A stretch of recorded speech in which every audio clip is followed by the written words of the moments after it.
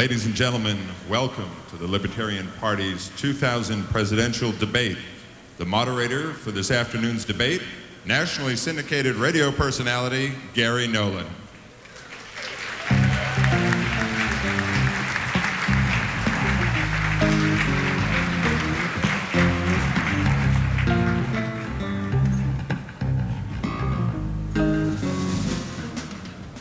Good evening.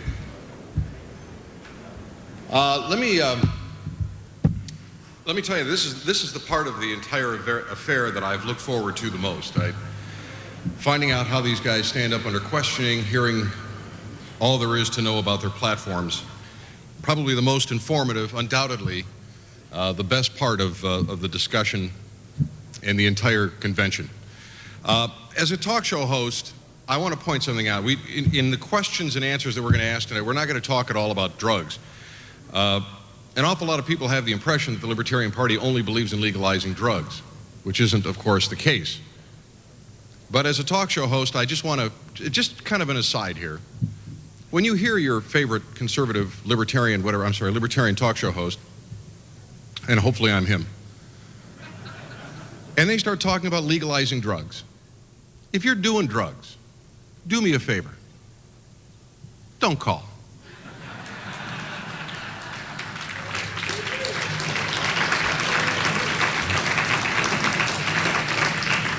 Yeah, man, like, you know, you're all right, guy.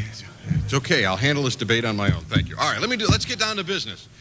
Let's start by introducing the candidates. Coming out first, we have Mr. Barry Hess from Arizona.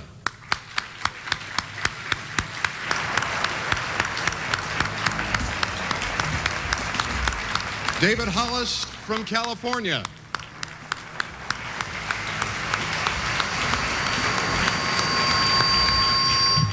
Mr. Don Gorman, New Hampshire. And from Tennessee, Harry Browne.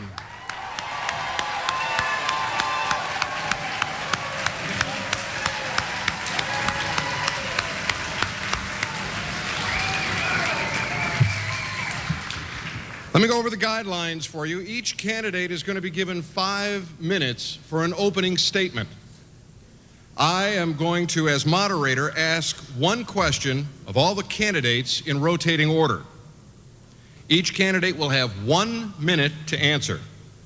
A bell will ring at the end of 1 minute. That means it's time to finish your sentence and let the next candidate respond. And finally, at the end of the debate, each candidate will have 2 minutes to make a closing statement. Gentlemen, good luck. Thank you. By the way, the definition of that is when preparation meets opportunity. Both Republicans and Democrats have proposed government-funded programs to provide low-cost or free prescription drugs to senior citizens. As a Libertarian president, where's the opening statement? I'm sorry? Oh, we have an opening statement first. Oh, I'm sorry. That is our opening statement. It's the cheap drugs that I've been doing.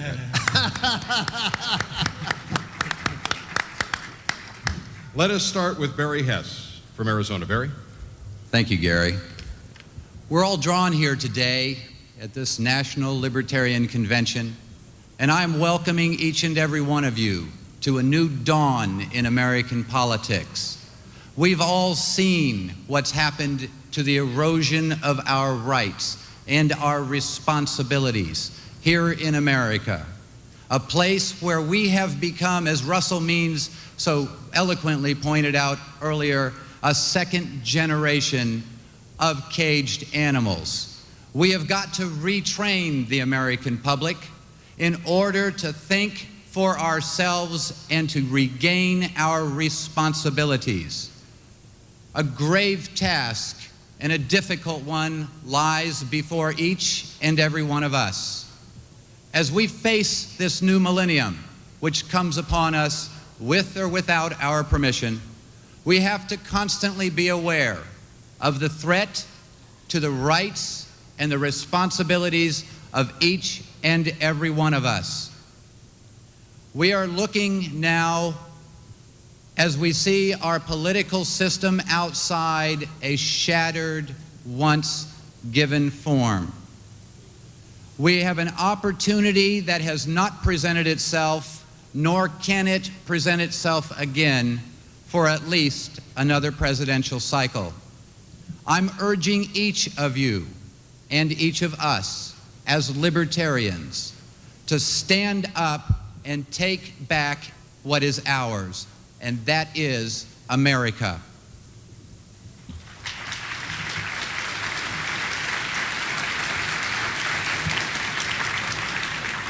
There are those amongst us who will say we have got more time to make our influence and our impact on the American political system. I am here to tell you we have no time. The thieves of our liberty are on us. They are not coming. They are here now. They're after your integrity. They are after your children's minds. They're after your principles. They're after your guns. They're after your spiritual reference, and they're after your God. I'm urging each and every one of you to stand with me in a unified front to impact this election this year without excuse or pretense. I offer for each of you a combination of the talents of all of those good gentlemen who join me here on this stage today. I'm asking you to support us as a unified libertarian front against those who would have their way with what is rightfully yours. We are looking to free those people enslaved by a system that cunningly has been devised to allow us a permanent underclass in America, reliant upon a government which was chartered to serve us. I'm asking you, each and every one today, to join with me in a four-pronged attack that no Republican and no Democrat can withstand. We are going to declare a war, and it will primarily be a war on this war on drugs. Will you join me?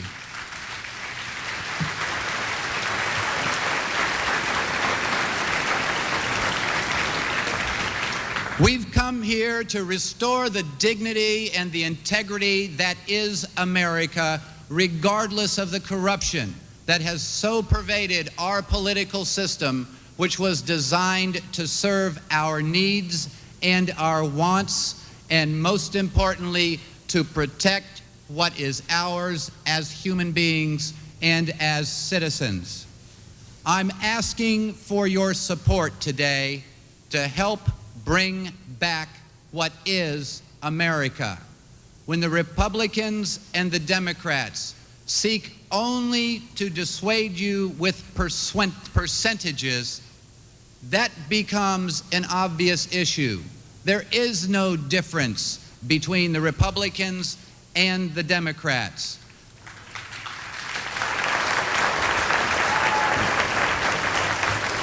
They speak in percentages of what you earn and what you own, and we speak in absolutes.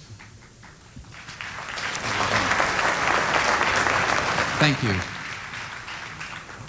We move on now to Dave Hollist. Thank you very much for listening to me. I'll try not to waste your time. Instead of being a candidate, I would like to vote for somebody to protect my property.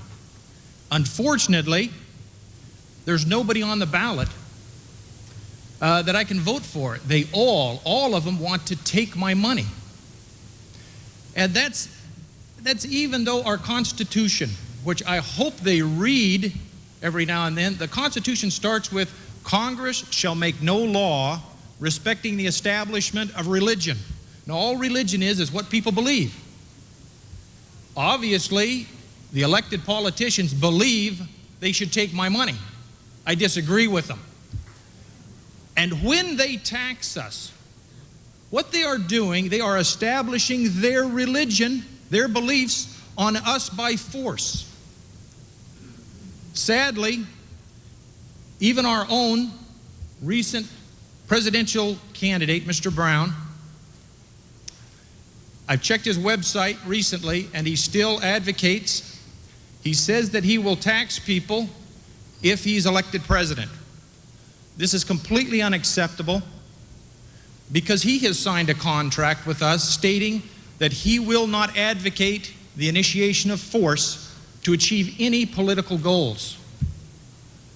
This pledge is the distinguishing characteristic of our group.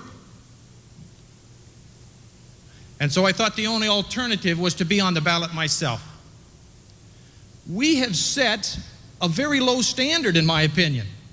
We've set a standard we're not going to hurt other people in getting what we want.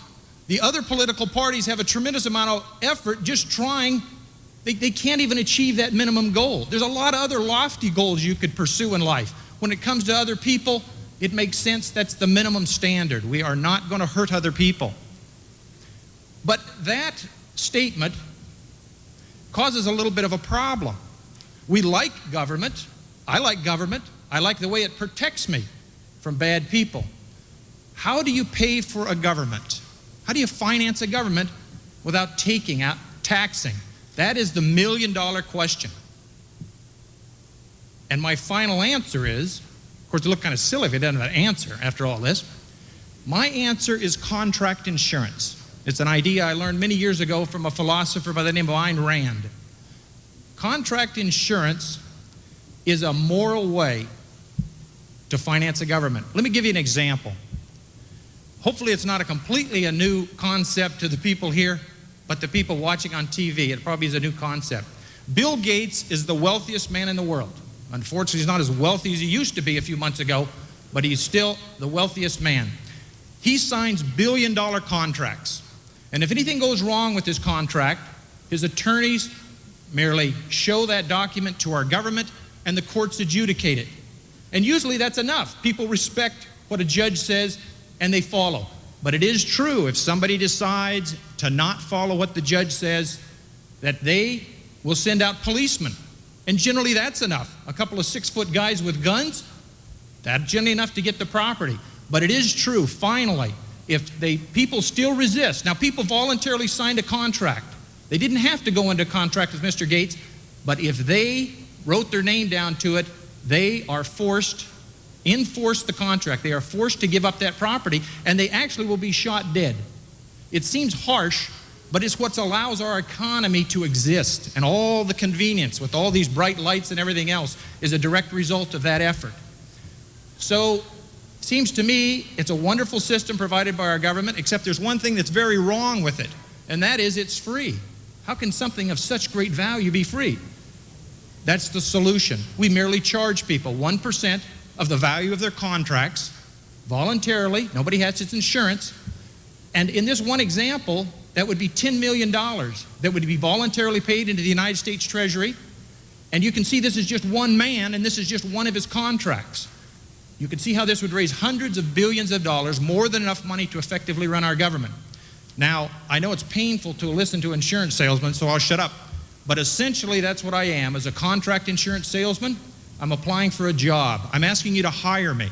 If you vote for me, I will be more than happy to try to persuade the majority of Americans to accept this idea. Thank you so much.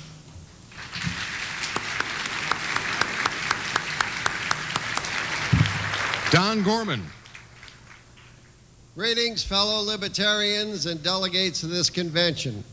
You can only imagine what it is like to have the privilege and the honor to be standing on this stage with these gentlemen asking you for the highest nomination of this party. We started early in our campaign and we made two statements. Statement number one is that we would take the high road. We would always conduct our affairs as gentlemen and with honor.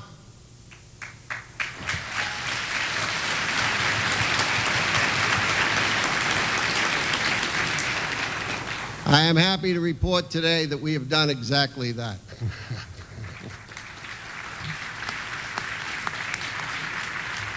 The other statement that we made at the beginning, so many months ago, was that if we did our job correctly today or tomorrow, you will have some very difficult decisions to make. So I hope you're all squirming in your seat just a little bit. Today, the Libertarian Party is on the crossroads of greatness. Today, the Libertarian Party is on the crossroads of great achievement.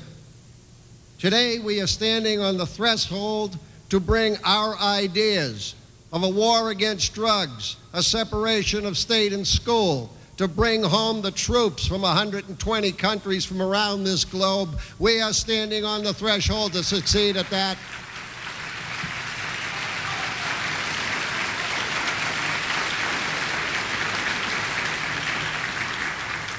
This is the aim and the goal of all these gentlemen standing before you, and we will achieve that with your help, your blood, your sweat, your tears, because we are going to put you to work. I bring to this table certain attributes that my friends here do not have, and they have certain attributes that I do not have. So be it. What I bring to this arena is experience. Legislative experience, political experience. Having won it and fought it in the hard trenches of the legislature in New Hampshire, not against fellow libertarians, but against Republicans and Democrats, and I was able to beat them at many, many, many times standing there before them. So I bring that experience to you.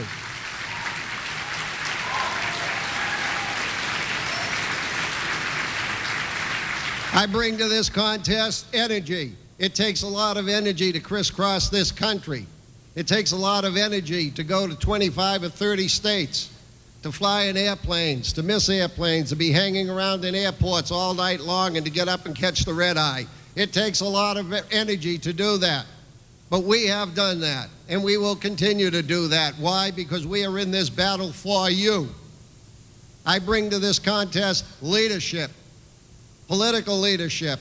I was the Libertarian leader of the New Hampshire House, and I am very proud of it. The only caucus in 60 years, 3 parties recognized by a New Hampshire state in 60 years, and I was the leader of that caucus.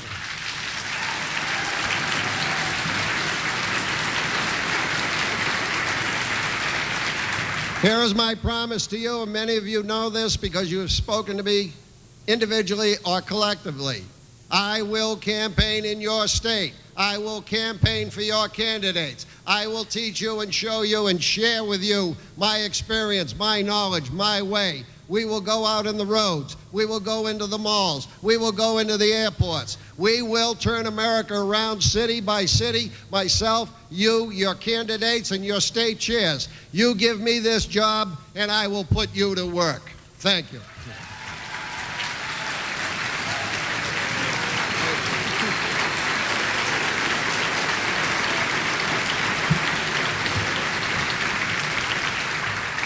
Ladies and gentlemen, Harry Browne.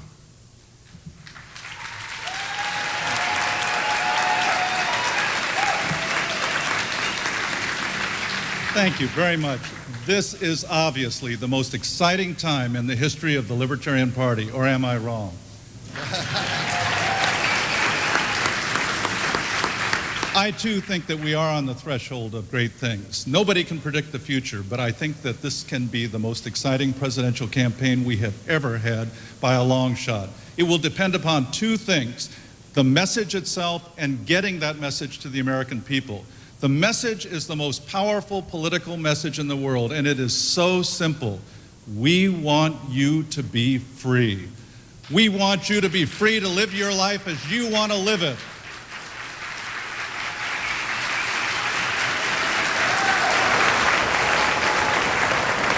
We want you to be free to raise your children by your values, not the values of Al Gore or George Bush or Ralph Nader or Pat Buchanan or any other bureaucrat or politician who thinks he knows how to raise your children. We want you to be able to keep every dollar you earn and spend it, save it, give it away as you see fit, not as the politicians think you should be allowed to keep. This is the most powerful political message in the world, but it is meaningless. It is meaningless if it is not heard by the American people. And so when we started planning this campaign 3 years ago, we decided that the most important thing was visibility. And we set a number of goals which we have shared with you in fundraising letters and Liberty Wire messages over the last 3 years. Some of those goals we have met, some of those goals we have exceeded, some of those goals we have not yet met. We have not gotten all of the advertising on the air that we wanted to, although our 30-minute video has been shown in several cities around the country. We now have 4 one-minute ads which will begin airing just this month.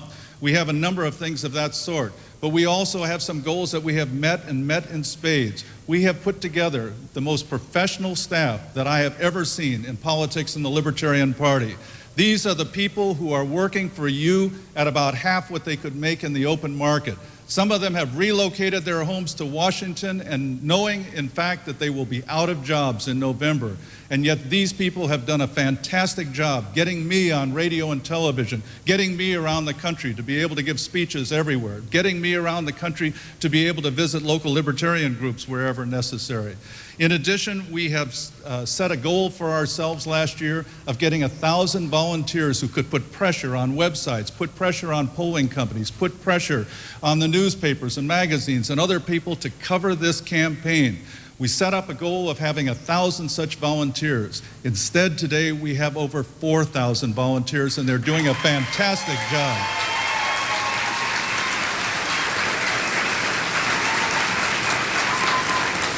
We set a goal of having media coverage comparable to the final 4 months of the last campaign. Always you get the best coverage in the last 4 months. We got good coverage last time around in the last 4 months, so we set as our goal this time that in the first 4 months, between February and June, we would get at least as good a coverage as we got in the final 4 months last year.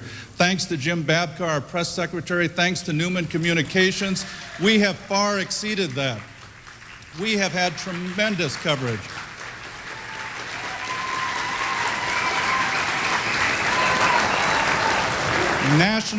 National television, national radio, big city television, Associated Press all over the country. We are getting far more coverage than any campaign has ever gotten in the history of the Libertarian Party.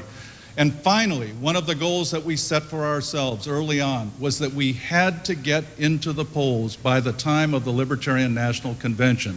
And as you know, we are now being covered by the Gallup poll, the Rasmussen poll, and the Zogby poll.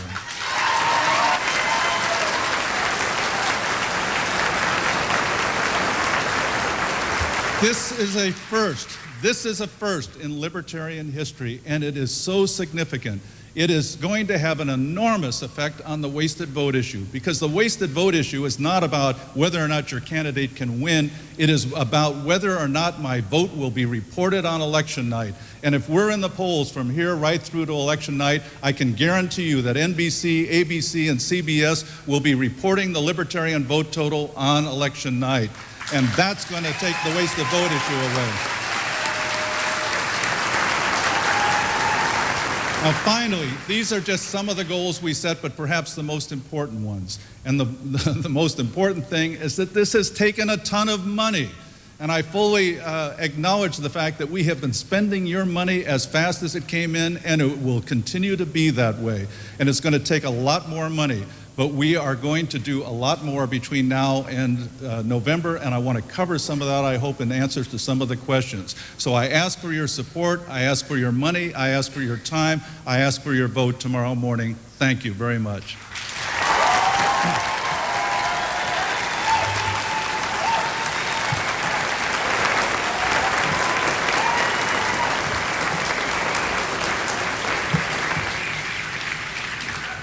Quick reminder, we're going to rotate the first question asked to the candidates so that everybody gets a chance to be first, everybody ends up at one time or another being last, and that you have 1 minute to respond.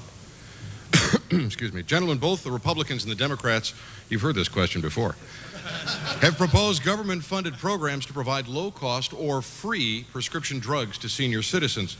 As a Libertarian president, what would you do to help seniors get affordable prescription medications? David Hollist, would you please start? Sure. The proper function of government is to eliminate the use of force between human beings. Now, people that are free tend to be very ambitious. They want to continue their life. If they get sick, there's a lot of drugs on the market that benefit them. I find that there's little relationship between my career, my ambitions, and people desiring medication from doctors. The best I can do is to offer them a free and safe environment, and if they wanted to go into contractual agreements with someone, I could insure their contracts. Thank you. Thank you. We'll move on to Don Gorman. I love that word free.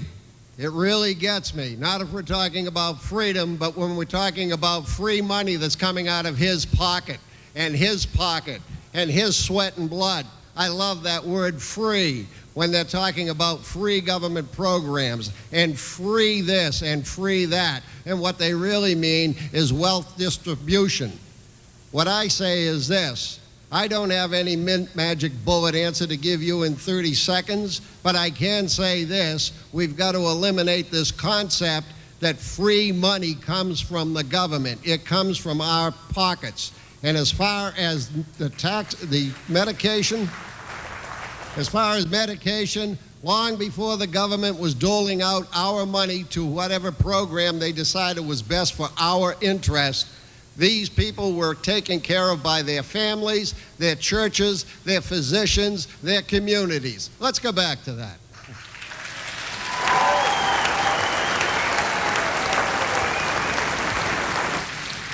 Harry Browne. Well, we're from the government, and we're here to make you healthy. If we would get the federal government out of medical care, completely out of health care, prescription drugs would cost a fraction of what they are today. There would be charity hospitals in every city of the country. Doctors would make house calls. There would be free clinics. Health insurance would be available at a low cost to everyone, 20s, 30s, 60s, 70s, whatever the age group. It would be available to people with pre-existing conditions at some price, and everybody could get good health care in this country. Now, how can I make such a statement? How do I know that that would be true if we got the federal government out of health care? Because that's exactly the way it was before the federal government got into health care.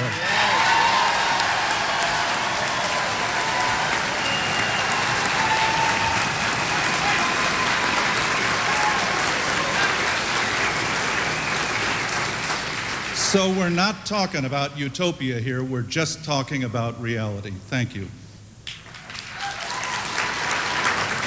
Barry Hess. There is a magic bullet. And for all of the reasons that you've heard these gentlemen express, that's why it works. The answer is to remove inextricably the governmental regulations from all health care and all prescription drugs, to bring down the prices so that everyone can afford them in a free market, which drives prices down to what the market will bear. All of these gentlemen are correct in the answers, and we all know the answer. The government is the problem, and it's got to be removed once and for all from all health care decisions.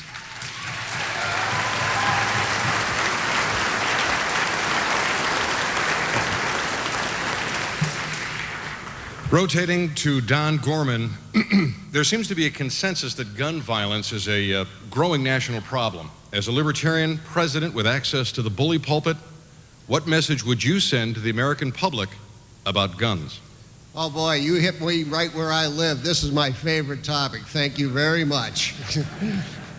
When I was in the legislature, I had the honor of every single year of getting an A+ rating from Go New Hampshire, Gun Owners of New Hampshire. I live, breathe, and eat the Second Amendment. This is my baby.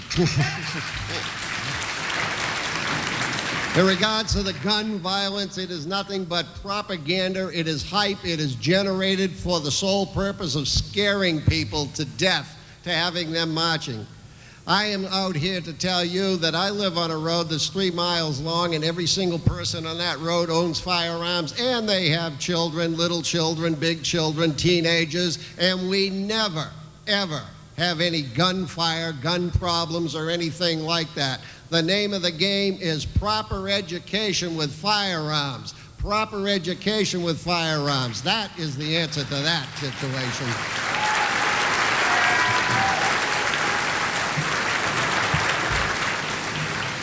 Harry Browne? I believe the question was, what do we do about gun violence in America? The answer is pretty simple. Stop putting innocent citizens at a disadvantage to armed criminals. It's as simple as that. Every time there is a gun incident in America, the press is right there. The Democrats are right there to propose a new gun law. The Republicans are there to say, no, no, no, no, we have to enforce the gun laws that are on the books now. Libertarians say those gun laws are wrong and they are the cause of the problem and we need to repeal all of them. Can you imagine if there had been one person at Columbine High School who had access to a gun? There would be 8 or 10 teenagers alive today who instead are buried in the ground and buried under the wealth of gun control laws.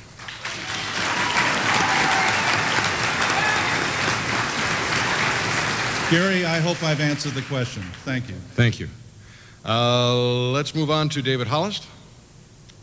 Okay. Where Gun we issue, or staying? we go back to Barry? Yes. So sorry. I'm sorry. Move on. I'm going home now, thank you. No, he's... The danger of a libertarian debate is obvious. You get a whole bunch of what he says after the first answer. We all know why the Second Amendment is in place, but beyond the constitutional protections that it provides to allow us to ensure all of our other rights, there is the issue of personal defense. The way that we have to appeal to the public is to let them know that the responsible citizen who lives next door to them is armed and ready to come to their aid should it be so required.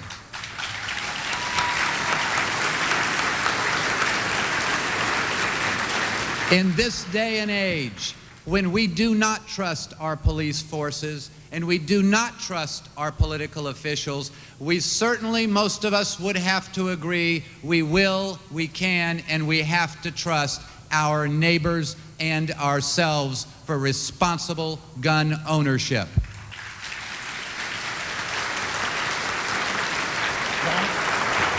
Now we can get you in. Go ahead. Thank you.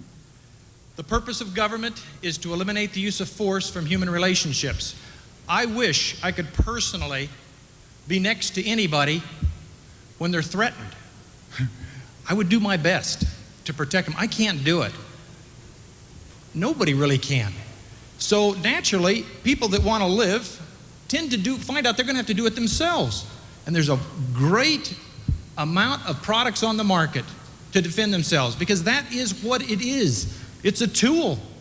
If somebody could devise one, it would be nice genetically if we could say anybody that just wanted to hurt someone else would just fall to sleep. That hasn't been achieved yet. People will buy guns to protect themselves. The way I reduce the amount of guns in a society is to do my job as a politician better and better. That way when someone says, should I buy Johnny a wagon or do I need another gun? If they feel safe, they'll go with the wagon. Thank you.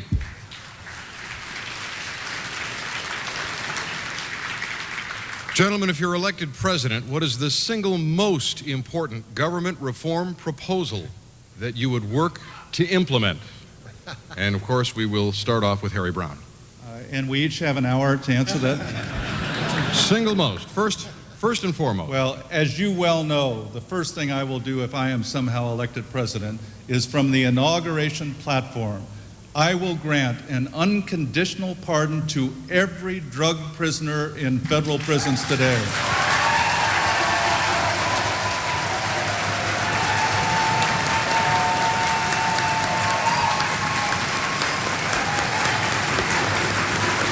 Thank you. Well, there goes my minute. There are a long, long list, and as you might remember at my acceptance speech in 1996, I gave you a long list of things I wanted to do on the first day in office and wound up by saying, and then I will break for lunch. And one of the things that I will do on the first day in office is issue an executive order disarming every federal employee, and especially the armed guards at the federal Capitol building guarding the senators and representatives.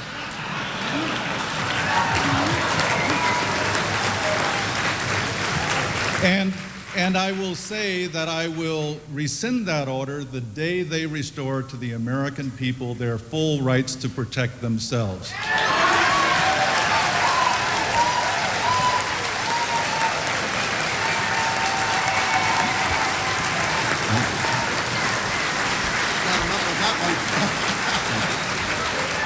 Barry Hess.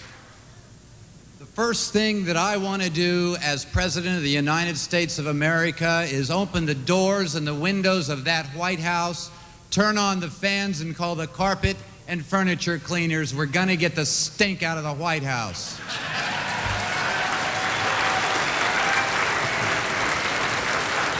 And the second thing I'm going to do is give up the love of my life and a dream I've always wanted, and that is to put Harry Browne in charge of the Internal Revenue Service. And I'm going to give him 24 hours to work himself out of a job.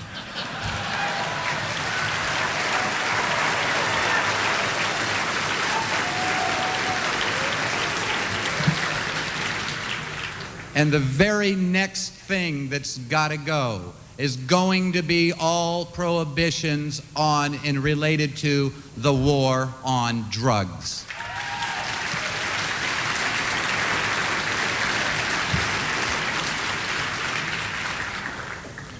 And we'll move on to David Hollist. Okay, the most important thing, I assume you know what that would be, contract insurance. I find, in fact, someone said on email, does the guy talk about anything else? I find the most difficult part about running, a political office, someone said, how are you going to make the money? How are you going to make money? If you don't have an answer to that question, you really shouldn't be leaving your home until you do. So, to me, I cannot, I read the Constitution. It means something to me. I can't take people's money. From the First Amendment, all of them are expressing freedom of the individual. So I've got to get going. I've got to make money. I've got to put a product or service on the market that people will voluntarily give me. Now, it'll be pretty obvious if by chance that they see me coming, because I will not take money from people. I will not hurt other people. Maybe they'll get excited and find out their paycheck depends on contract insurance, and I get a lot of support. Thank you. John Gorman. Thank you. What is the first thing you do with an opportunity like that? My heavens, the long list. I know what I would do first, and it's slightly different than these gentlemen, not that they're wrong, but I know what I would do first. I've been to Waco, Texas. I have seen it up close and dirty. I tell you, the first thing I would do was abolish the BATF right off the face of this earth.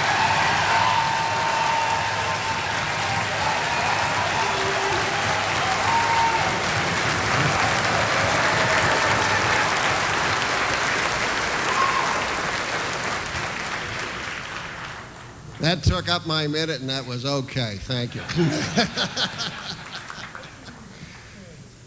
All right. Republican presidents frequently have a problem getting legislation through a Democratic legislature, and Democratic presidents have the same problem with a Republican legislature. If you're elected president, you, of course, will have Democrats and Republicans to deal with.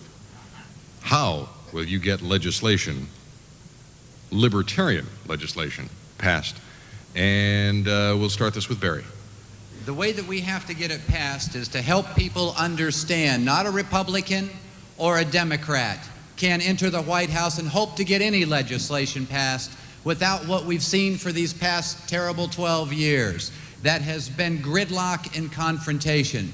The great libertarian offer means that we are free to walk the aisle and pick and choose from both of the parties, the major parties, in order to get it through without fear of reprisal. where we can again focus on what the issues are, where we can focus not on politics or politicking, but instead on the right and wrong of the bill or proposal.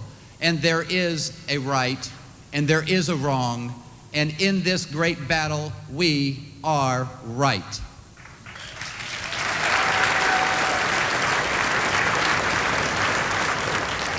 David?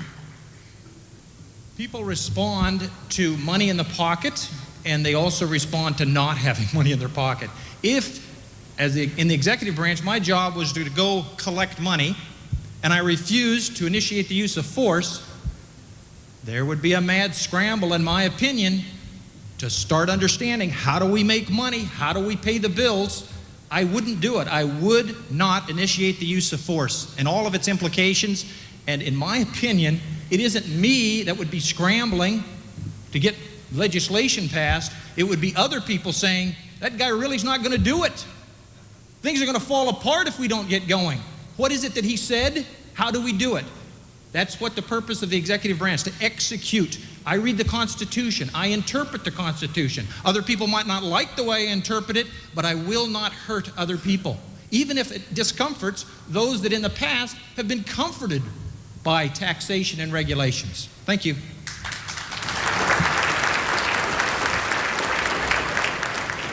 Don Gorman? I've been there and I've done that. I've been in the New Hampshire legislature. I had to fight with the Democrats and the Republicans, and I had to fight with them every single time, every day, on all of their bills. It was a great place to be. I was the only duck hunter in a pond full of ducks. I'm urging every single one of you to get involved in politics. It is a great place to be. It is a great place for a libertarian to be. I'll give you a little secret about Republicans and Democrats. They cannot move. They have no freedom. They cannot do anything in their legislatures. Why? Because they have to appease the chairman. They have to appease the speaker. They have to appease the governor. The libertarian can get out there and say, this is right, this is just, this is what we're going to do, and I will be the conscience of your body, and that's exactly what I was called when I left the House.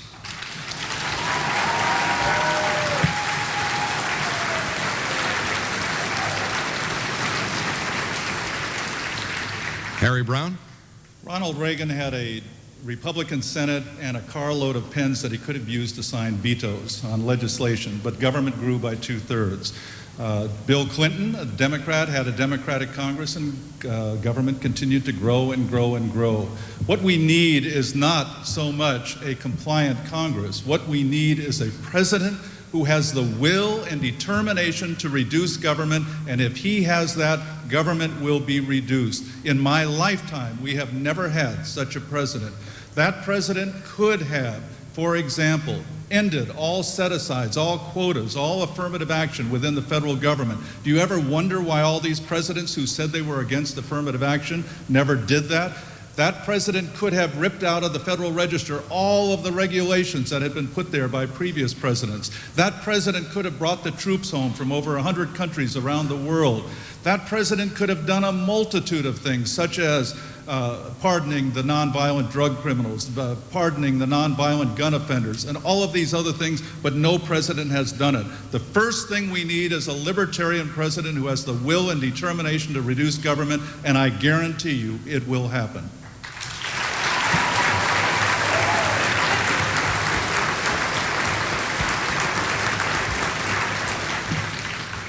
Gentlemen, public opinion polls say the single most important issue for American voters is education. Given the Libertarians want to end government-funded education, how would you respond to the people's concern that such a proposal would harm our education system or leave our poor children without an education? And we'll kick this off with David. If we're asking politicians to work for us, we also have to give them freedom. It's important. Although it's comforting it is maybe to beat up a few on a regular basis, it's very important that they have their freedom. And if they want to get into the educational business, in my opinion, they're free to do it. They just can't force you to be part of their program. But if they can provide a good building and good teachers, and if the general public want to support that, I have my doubts that they will be successful, but if that's what they want to do, I think they should be free to do it. And it's also a transitional period. Of course, there are good people. My father, my wife have taught in the system. There are good people in it. I think what you'll have is a competitive environment where as long as people aren't forced, they will continue the way they've done it, but they have the option as long as there's freedom in the marketplace, and it'll be a gradual transition. They might be successful, but if not, companies will come forward and they will be successful. Thank you.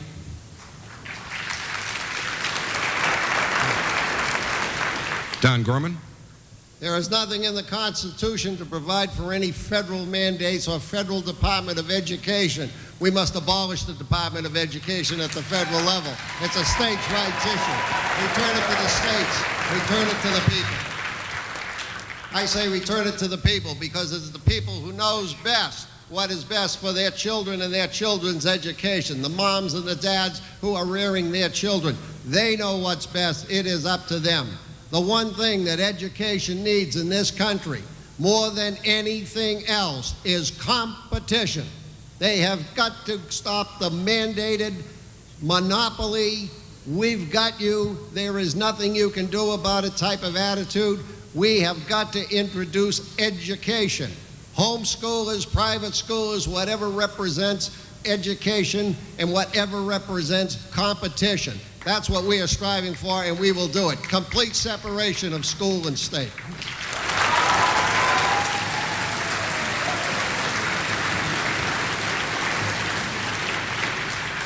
Harry Browne.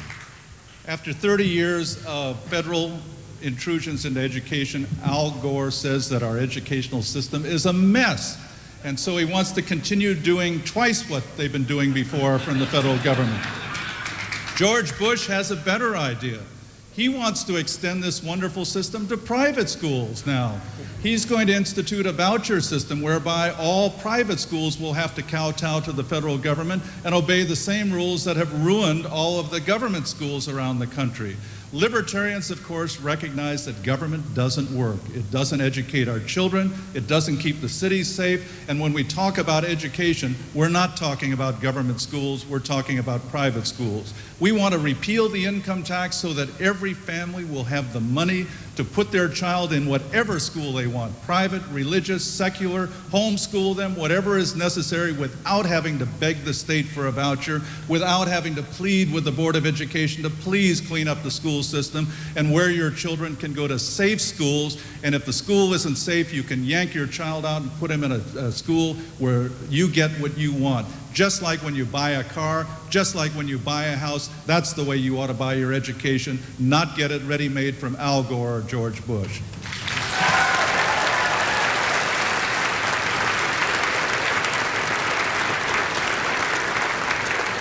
Barry Hess. I think the question was, how do we sell the separation, and I do mean the absolute separation, between school and state to the American public? And I think a lot of that has to do with education, and I'm not talking the current dumbing down of our children. I'm talking the education of parents who should understand that 40 years ago, when we lost control locally of our school system, we had the penultimate educational system in the world by far.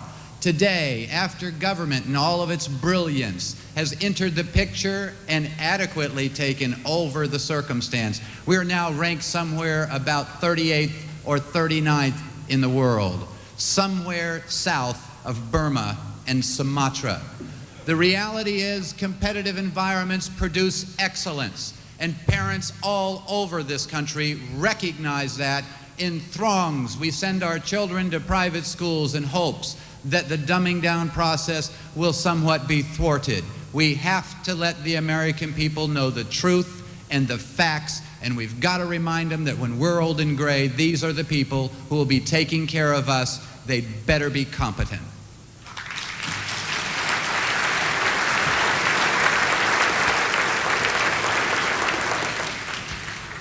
Here's the trickiest part of the question and answer period. I've got a million questions I could continue to ask each of you, but what I want you to each do is come up with one question for one candidate. You're allowed to make one statement in addition to that, one sentence long statement. What we don't want you to do is pre-qualify your question with a 4-hour paragraph on your position. So if we can do that, if you can each think of a question for one other candidate and present that in as brief a fashion as you can. I'm going to start with Don Gorman. Ask the first question. Is it for one candidate? Or Right. You can ask any one of these three gentlemen one question.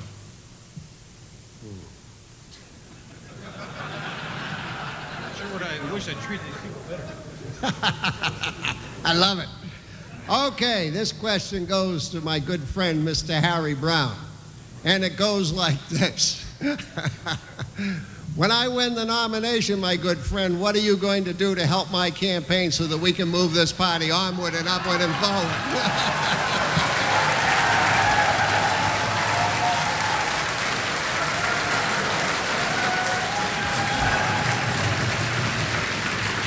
Don, if you win the nomination, I will be your slave.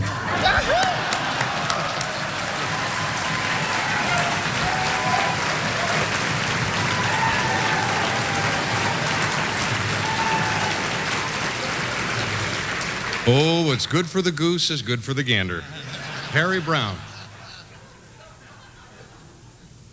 Oh, my turn? Your turn. This question is for all three of the other candidates. It's got to be directed to one. Select one. I have to ask it of all three, because otherwise I'd be playing favorites. And the question is very simple. Will you gentlemen join me for dinner tonight?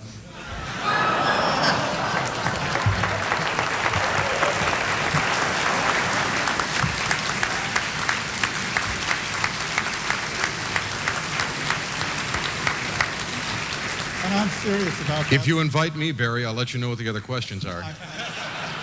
Barry, Hess. I'm serious about, since I also get to make a statement, I'm serious about that because, as Don said, these gentlemen have run a wonderful campaign since February.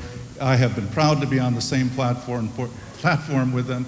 I'm proud to call them my friends, and I am proud to be part of this Libertarian Party. Thank you.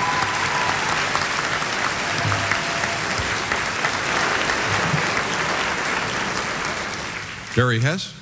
The danger of being libertarian is we all tend to think alike. I had formed my own question, and it is for all three, but it's a simple answer.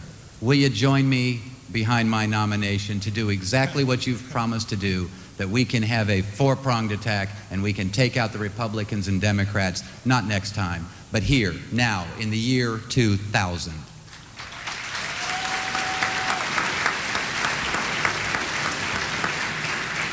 David Hollist.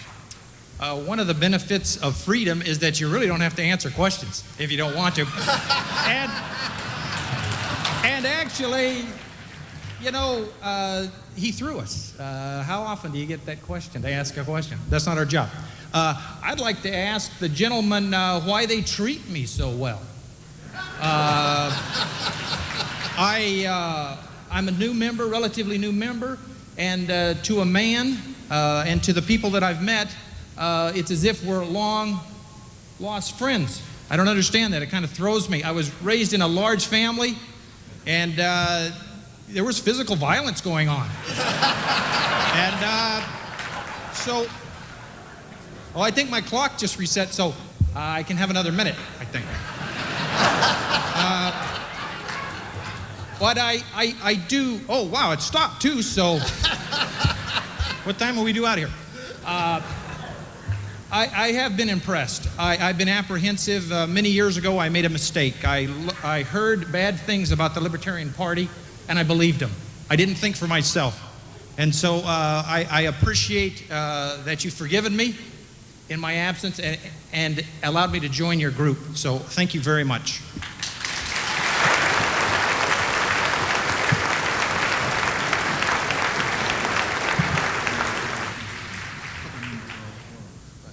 We will now, I guess, let me just confirm this, move on to the closing statements. Are we,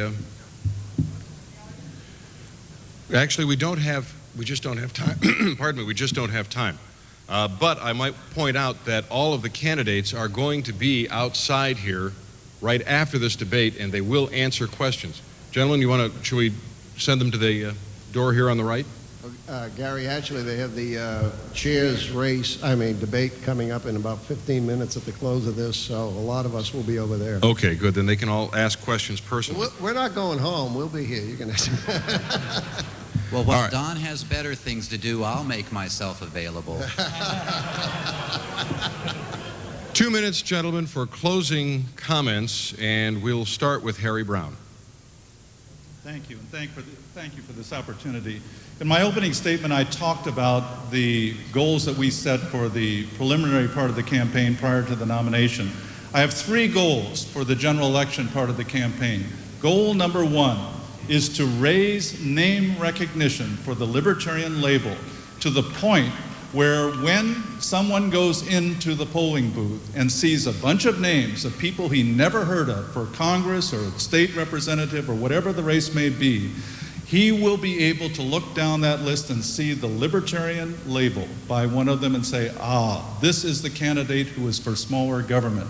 This is the most important thing we can do for our candidates around the country, is to establish what libertarians are, that libertarians are the ones that want you to be free, that libertarians are the ones who do not want to control your life as Al Gore, George Bush, and all the others want to do. The second goal that I have is that I hope by the end of the campaign, every American, voter or non-voter, will know what a libertarian is. And if we can accomplish that, we are going to bring a great many people off the sidelines who have not voted in years and years. And the third and final goal that I have is that in this campaign, I want to shatter the 1 million vote ceiling once and for all, so that we become a party that is recognized as important, respected by the press, the public, and everybody in this country.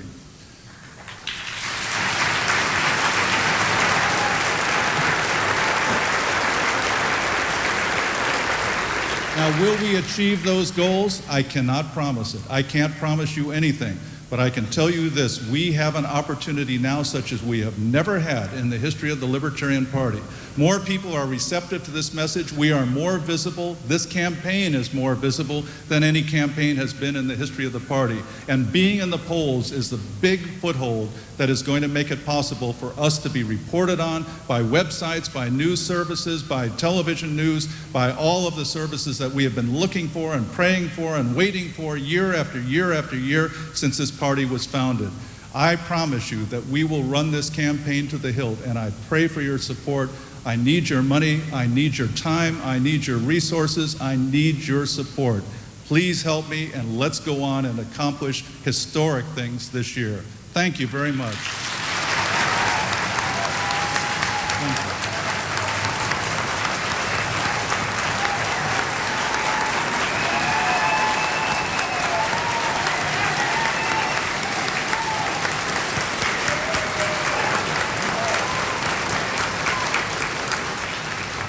Barry Hess.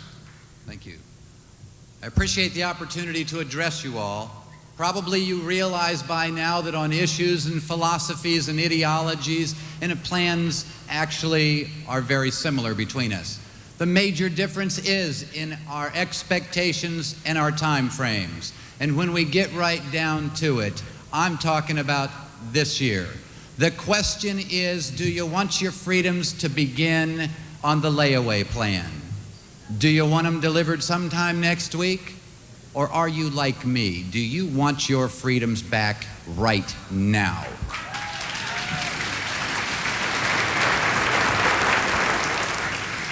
I offer you the opportunity for the talents and the abilities of all of these gentlemen to do exactly what they've said, to put forth a four-pronged attack with Harry in the media and Don in the training, and hopefully with a good vice presidential candidate and myself going to all the required media events. We can put together an attack that cannot be thwarted by any Republican or any Democrat.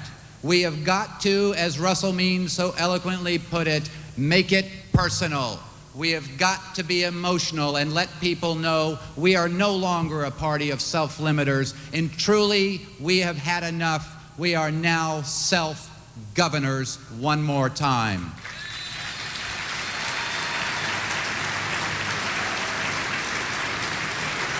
And although the differences are, I am the only candidate who is planning to win the White House this time.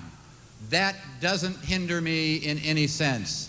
I will leave you with some words that have motivated me for this entire campaign. Words of a wise man read by a young man, that after many years of hard life experiences, I think I've finally come to understand.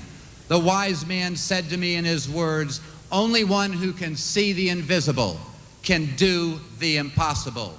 And ladies and gentlemen, I'm asking you today for your support of all manner and mean. If you cannot see a win in November for a Libertarian candidate, will you let me be your eyes?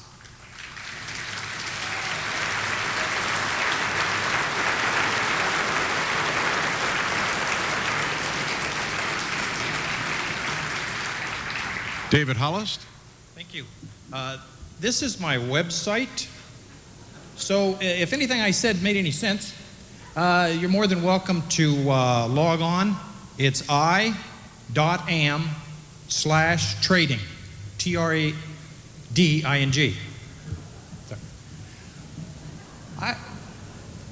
I appreciate the opportunities that this party has given me, and I invite people in TV land to look into the Libertarian Party, a wonderful group of people.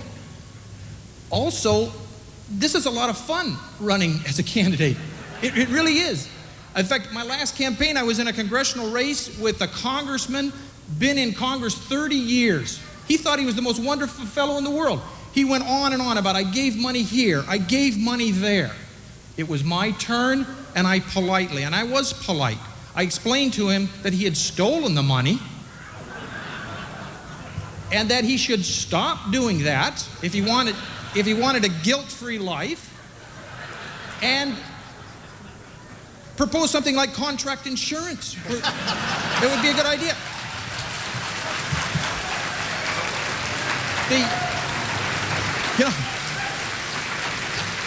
That makes me feel good to lose some minutes. Everybody was losing so many minutes. I had my full minutes all the time. Now, the gentleman did win the race. But an interesting thing happened a few months later. He dropped dead. Now, I don't want them to die. I do want them to get out of politics, though. And the way we do that is to support candidates like these gentlemen here, and all of our candidates in the party, and the people that are watching us. We're having a good time. Please look into the Libertarian Party, and I hope to see everyone on the ballot one day. Thank you so very much.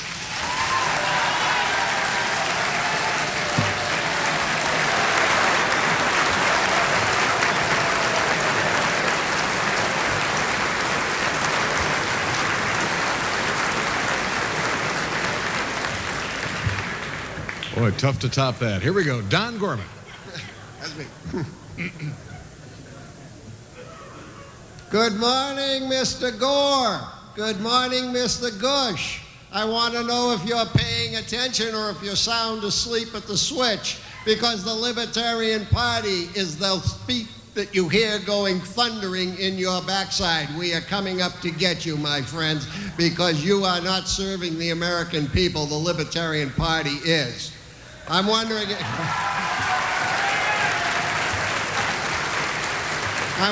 if you're paying any attention, Mr. One Note Nader. You've got a great note, but we got a great program. It's called Freedom and Liberty. We're coming up to get you. I wonder if you're paying any attention, Mr. Buchanan. This is what you don't get. When you open the trap door and you only have one person at the top and there's nothing or anything underneath it. Any one of us can get knocked off, and all of you are still out there working for freedom.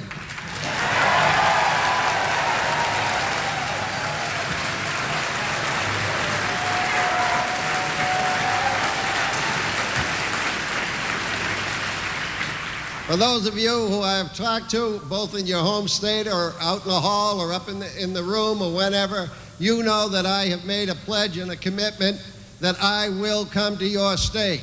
I will campaign with your troops. I don't care if they're a water and sewer commissioner or the United States Senate. I will get out there and I will work with them. I will work with them in the malls. I will work with them in the airports. We will visit your state houses. We will work with your chairs. I will get out there and lead and show and push and control whatever it takes to get your people elected to office. Because the answer to the problems of all government is we do not have enough elected libertarians in public office. I intend to change that if you give me this goal.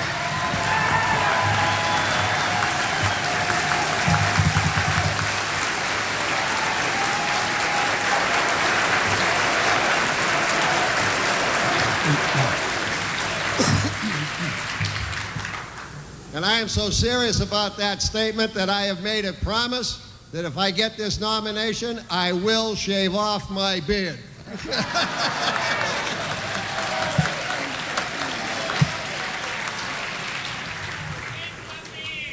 Ladies and gentlemen, if you'll join me in a round of applause for 4 of the most honest candidates anywhere.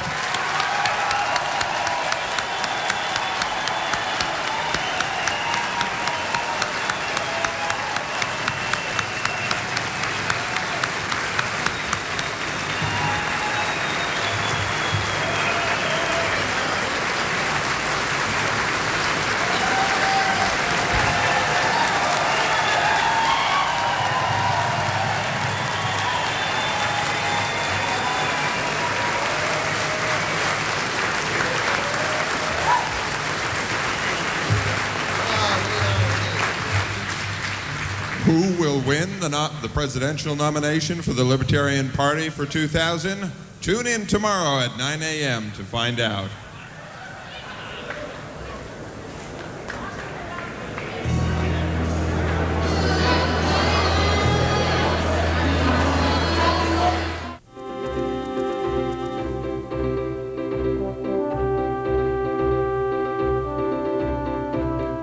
You're watching